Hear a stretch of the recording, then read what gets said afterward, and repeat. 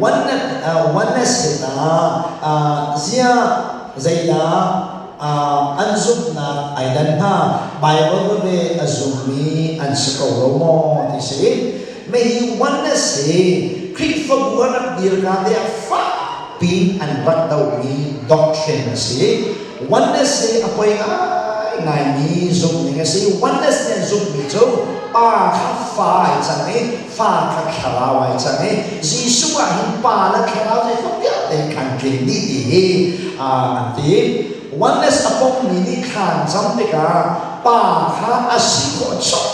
kan hiel khan is wrong lai oneness ti chiman ti chen ni cho pa ti ka se oneness no se ni no kai na cho hol a pa for ne kangan la mang ko han de ko wa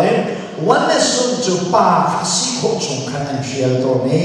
cho Bible la mi beta khasin chon Bible ni ko man so wa si sia chon Bible la hin pathian pakhara tia ti o pathian pakhara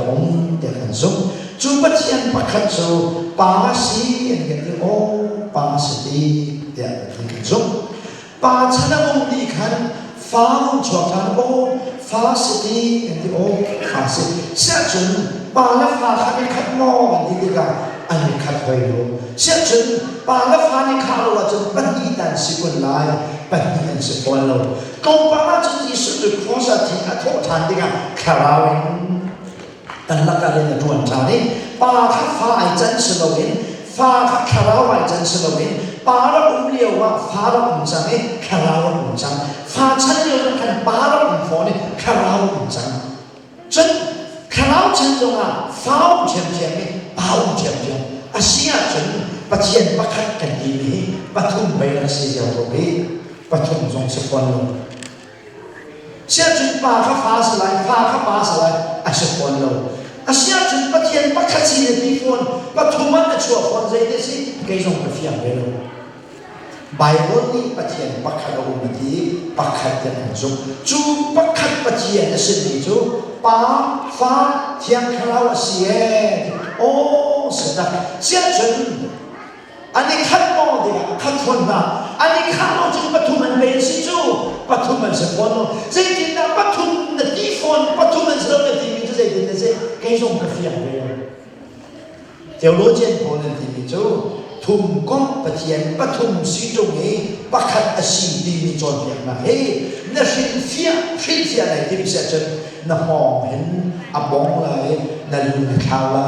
ti ni kan bin fia kholo ti ka la lai ka hin fia kholo ti ka la lai ka hin fia kholo thing ka la lai ana akum asham azai te man ka la lai trinity he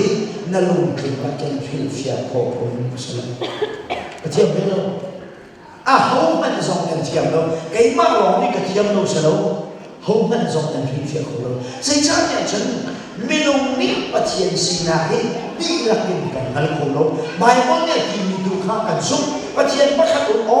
kan sum chu pathian pakhat chu pa fa thiam khrau tin an la me an pathum de an lak la man de ka o an khat hoi lo an khat hoi lo wa si sia chen pathian pathum da si kun a so hoi phone ka fiang lo bai ho le chen ni de kan ka zu me ma chu ti chia la kanan ni phon pho lo ni kha Trinity pathum asitum ni pakhat ya min mun chom ni pe pharmacy he Bible la Trinity ni pe father lo sanain pathum asitum ni pakhat lang ta ma chai man ni pe pharmacy he nan sana toy de nan chen ko do ni se